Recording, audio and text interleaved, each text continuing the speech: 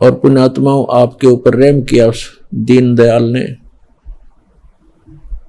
आपको ये तत्व ज्ञान समझाया, आप तक पहुंचाया।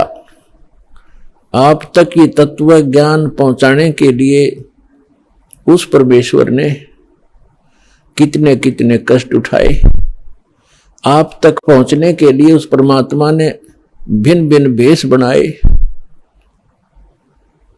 और आप जी ने इस काल की भांग को इतना पी लिया कि इस काल के इस नकली सुख, इस झूठे सुख के नशे में आप भगवान को पहचानना भूल गए।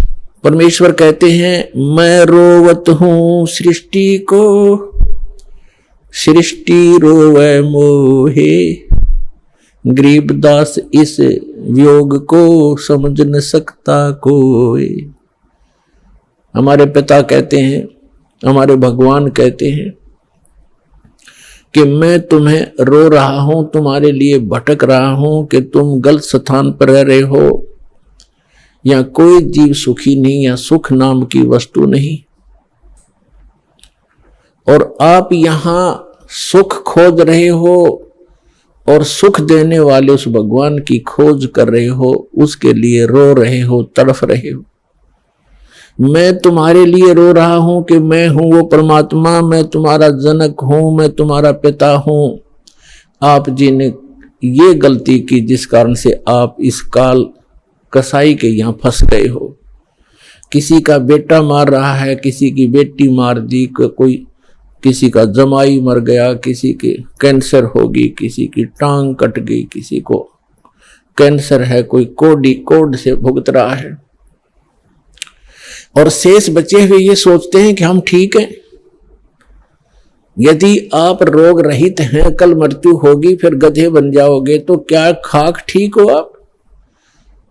इसलिए परमात्मा याद दिलाते हैं, कबीर ये माया अटपटी, सब गट आन अड़ी, किस किस को समझाऊं या आपको है भांग पड़ी।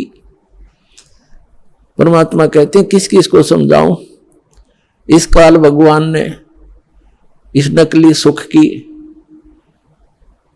एक कुएं के अंदर जैसे 1, 2, 3 क्विंटल भांग घोल कर डाल दे कोई, उस कुएं का जल चाहे 1000 व्यक्ति पी ले, और पीने के उपरांत उनकी एक जैसी गतिविधि, एक जैसी भाषा, एक जैसी चाल हो जाती है, क्योंकि सबको वो नशा हो चुका है।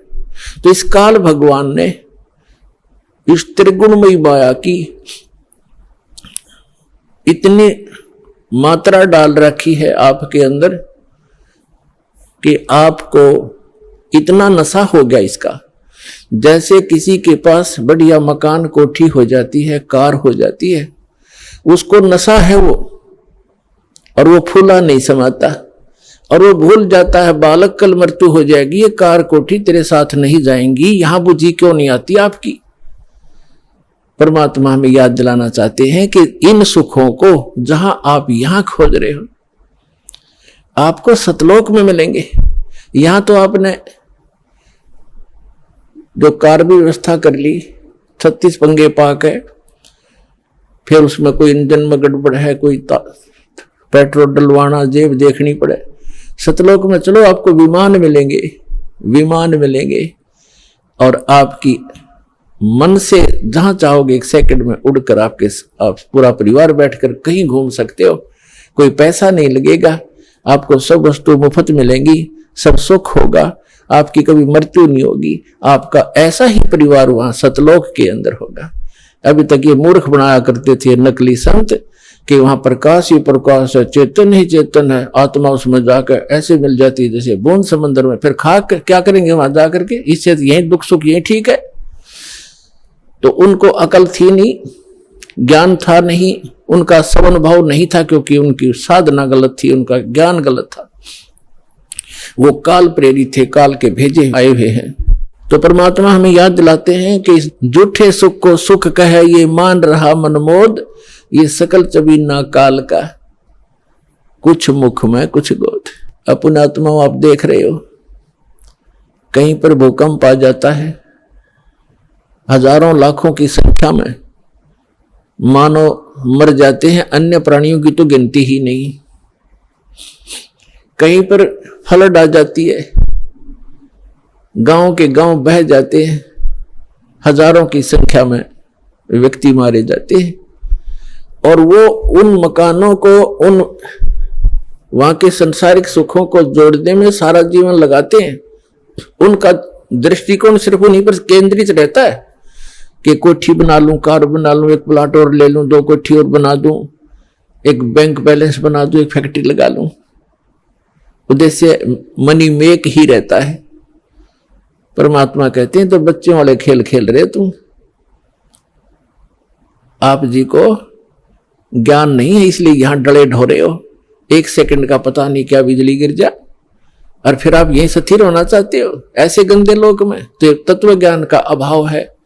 जब आपको तत्व ज्ञान होगा, आपके मन की व्यवस्था ही अलग हो जाएगी। जब आपको तत्व ज्ञान होगा, आपके मन की स्थिति बदल जाएगी, आपका उद्देश्य बदल जाएगा।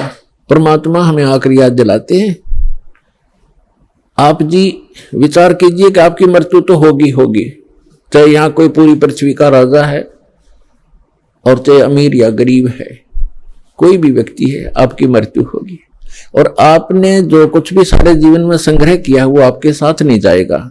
ये तो यूनिवर्सल ट्रूथ है, आपको सबको मालूम है। और पुण्यात्माओं, ठीक है, आपके पूर्वजन्म के पुण्य हैं, आपको जो भी वस्तु उपलब्ध है इसको ये समझ लो कि आपकी नहीं है। आप एक रेस्टोरेंट में रह रहे हो।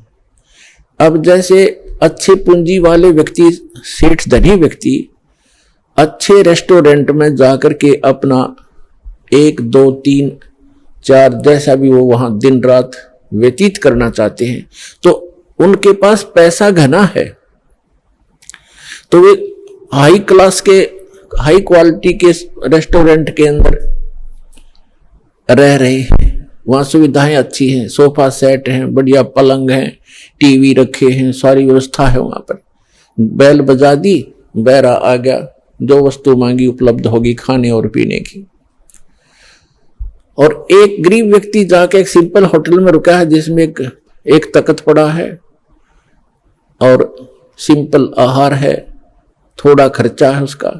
तो ऐसा ही समझ लो आप, जो गरीब है वो एक सिंपल होटल में रह रहा है, अमीर है वो बड़े होटल में रह रहा है, लेकिन वस्तु किसी की नहीं। वहां पर होटल में गए व्यक्ति को पता होता है कि यहां तेरी वस्तु कोई नहीं है, इनको प्रयोग कर सकता है, वो भी अपने खर्चे से।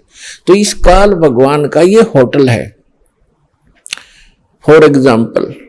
और इसमें आपके पुण्यों के कारण आप सुविधा जो आपको है वो आपके पूर्वजन्म की पूंजी से है, जेब आपकी ही खर्च हो रही है। जो सुविधाएं आपको उपलब्ध है आपके पुण्य क्षीण हो रहे हैं। और गरीब व्यक्ति है वो समझ लो सिंपल होटल में रह रहा है, कोई झोंपड़ी में है, चाहे सिंपल मकान में रह रहा है, तो वो भी एक होटल में ही है। एक दिन दोनों ने ही जाना है और दोनों ने वो सब वस्तुएं यही छोड़ जाना है। अब जाना कहाँ है? स्वदेश को जाना है। होटल में व्यक्ति वही रहता है जो विदेश गया हुआ है, अपने घर से बाहर है।